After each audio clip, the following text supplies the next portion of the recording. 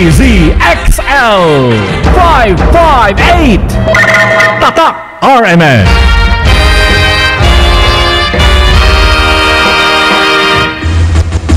Narito na ang numero unong pagbabalita sa radyo na araw-araw. Pinakikinggan sa Luzon, Visayas at Mindanao. KBP Golden Dove Best News Program. Mula sa Head News Center ng pinakamaraming himpilan at number 1 na radio network ng bayan, RMN. Ito ang numero uno. RMN News Nationwide. RMN News Nationwide.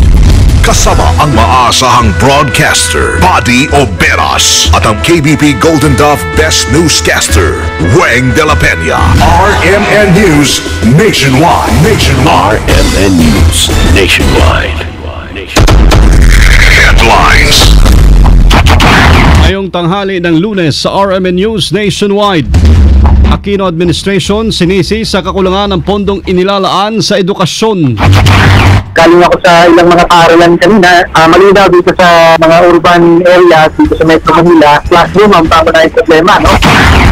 Mga bagong kurso, mas mabilis makakuha ng trabaho. Pagtutulungan ng DepEd at TESDA.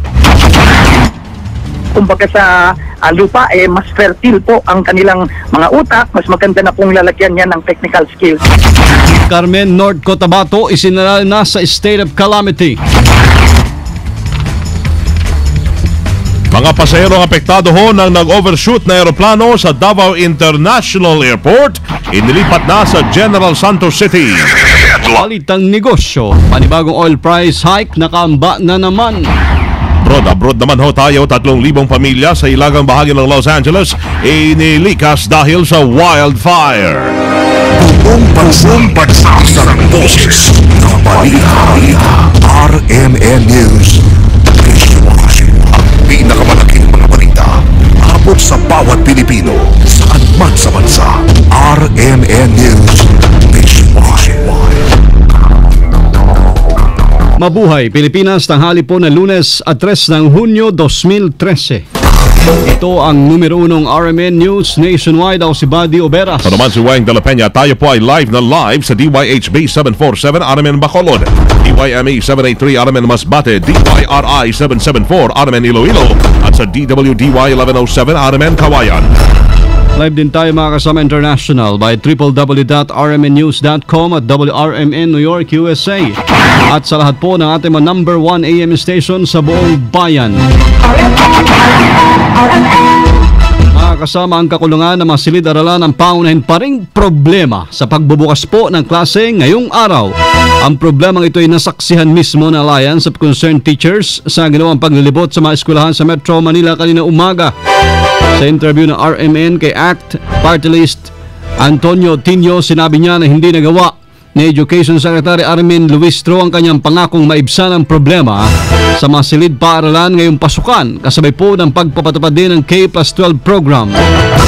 Pinatigos din ang Administrasyong Aquino sa hindi pagbibigay ng prioridad sa edukasyon. Ngayong taon, nasa 20 bilyong piso lamang ang inilaan pong pondo ng DepEd para sa mga bagong silid paaralan. Galing ako sa ilang mga paaralan kanina, malinaw dito sa mga urban areas dito sa Metro Manila, classroom ang papanayang problema, no? Kahit na naglaan ngayon ng mahigit 20 bilyon para sa classroom construction, ang Aquino Administration ay hindi pa rin natutugunan.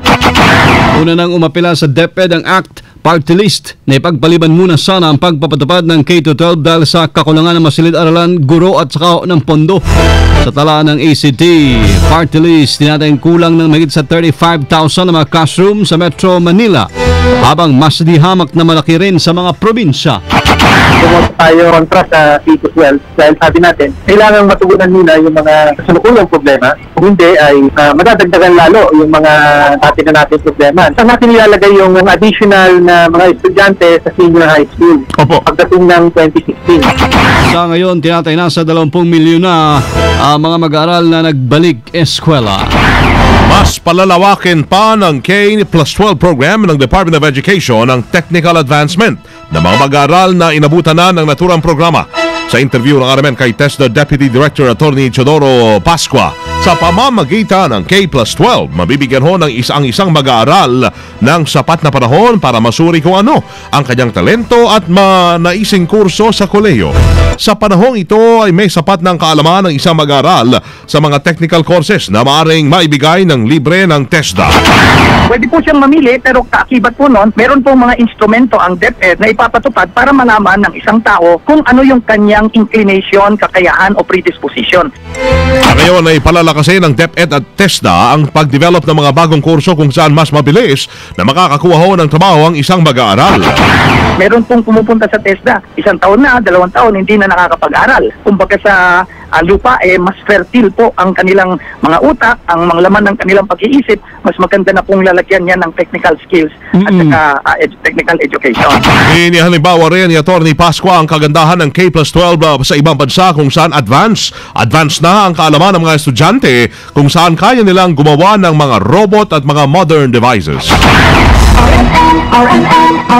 Mga kasama, Carmen, North Cotabato isinilalim sa state of calamity. Sama natin sa Balita Live, Rhea Mamogay. RMN Report.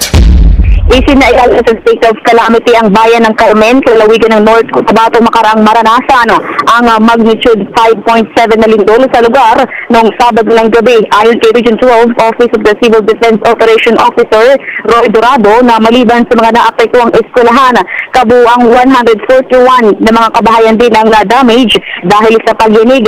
75 dito ay mula sa barangay Tubudtungan habang 45 naman ay mula sa barangay Kimatil. Dahil dito tinatayang 141 rin na mga pamilya ang apektado na unang lumipat sa mga evacuation centers dahil ay tinutulungan ng mga tauhan ng DSWD. Sa ngayon ayon pa kay Dorado, nagpapatuloy ang kanilang ginagawang assessment sa mga critical infrastructure upang matukoy ang mga gusaling hindi pa dapat pasukan ng mga tao. Hindi pa rin sa ngayon matukoy ng OCD-12 kung hanggang kailan itatutupad ang temporary class suspension sa nasabing bayan dahil ito ay pag-aaralan pa nga mabuti ng mga otoridad. Kasama mo sa NDR RMC Headquarters, Rhea Mamogay. Tatak RMN. Radyo mo nationwide. Inilipat na ho ng Cebu Pacific sa paliparan sa Cebu at General Santos City yung mga pasaherong apektado ng pag-overshoot ng eroplano ng Cebu Pacific sa Davao International Airport kagabi. Nagdagdag na rin ng round-trip flights ang mga naturang airline o Cebu Pacific sa General Santos City, Cebu, Iloilo at Zamboanga para sa re-accommodation ng mga apektadong pasahero.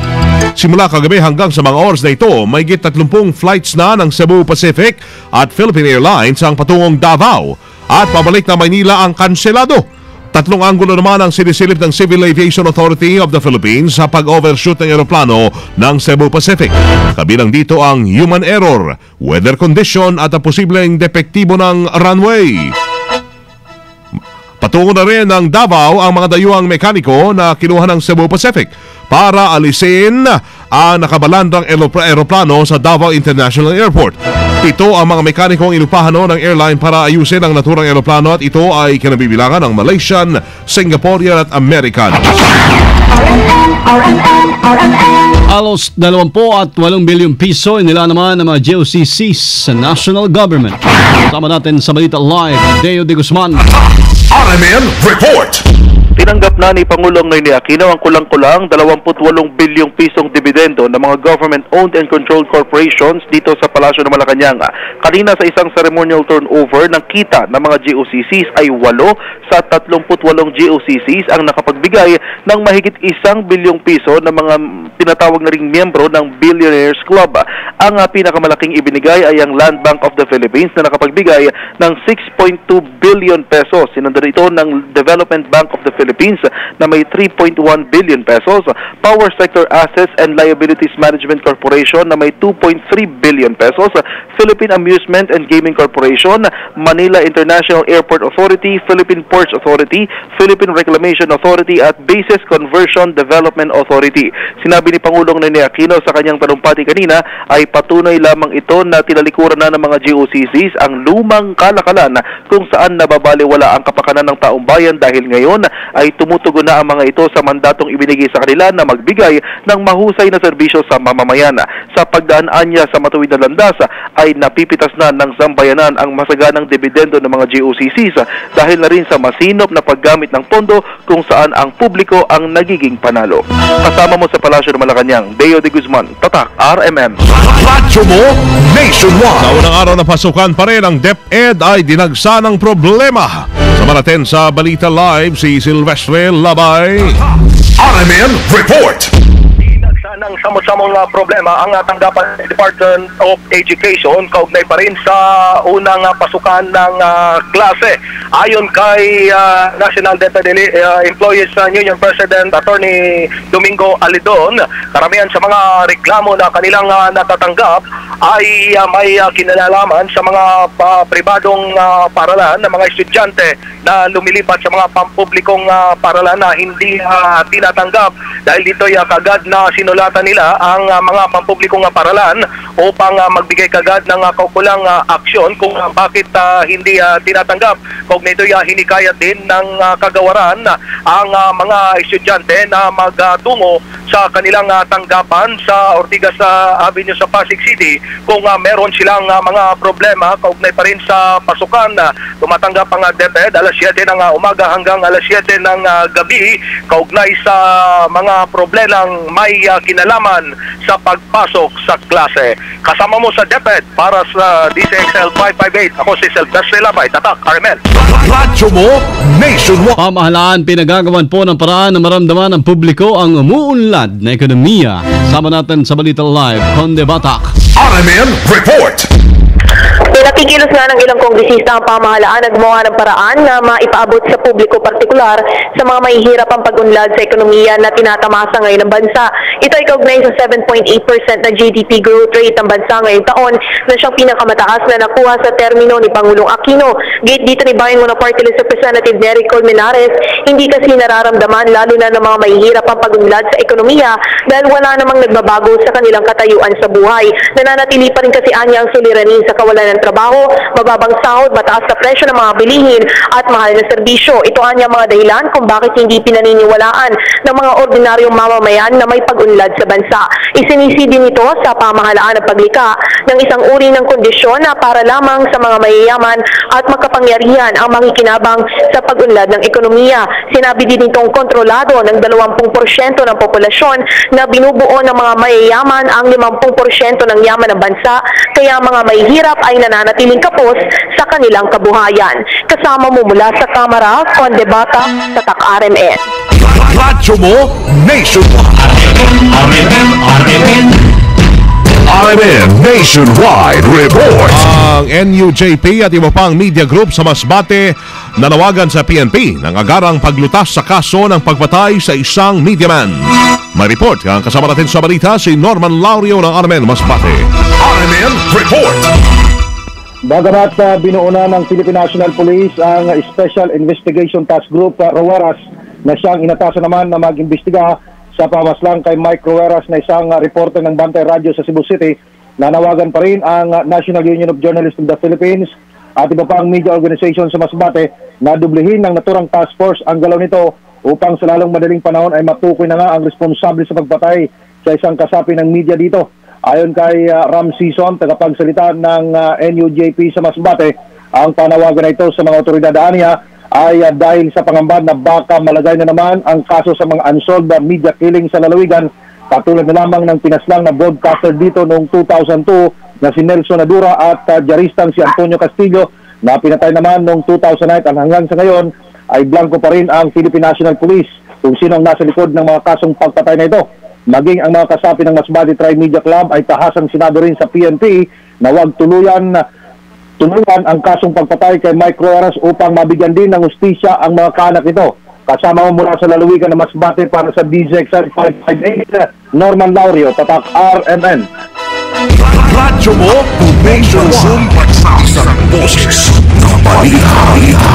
RMN News RMN News Negosyo. Sa pangkalakalan, inaasahan ang mulihong pagtaas ng presyo ng mga produktong petrolyo sa mga susunod na araw.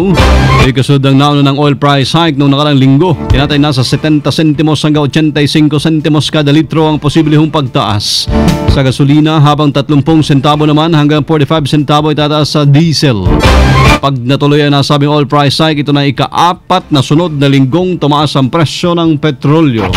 RMN News Sa Abroad. California, nailikas na ho ang nasa 3,000 pamilya matapos manalasa ang isang wildfire sa hilagang bahagi ng Los Angeles. Sa ulat ay 500 kabahayan ang posibleng maapektuhan malapit sa Lake Elizabeth, habang 200 bahay naman ang malapit sa Lake Hughes. Mabilis naman kumalat ang apoy at umabot sa 40 square miles o 103 square kilometers sa kabundukan ng hilagang bahagi ng Los Angeles. Sa ngayon, 6 na bahay ang kumpirmadong tinupok ng apoy, habang 15 naman ang nasira ng naturang wildfire. At mga kasama, live pa rin tayo mula po sa RMN News Center, Makati City, Metro Manila, Philippines. Inyong narinig ang numero 1, RMN News Nationwide, Lunes ng tanghali, June 3, 2013. Sa mga taga-Kalibo, susunod na diyan ang targetan ay sa udto sa DYKR 1161. Panoorin po mga kasama yung aming pagbabalita sa alas 12 ng tanghali.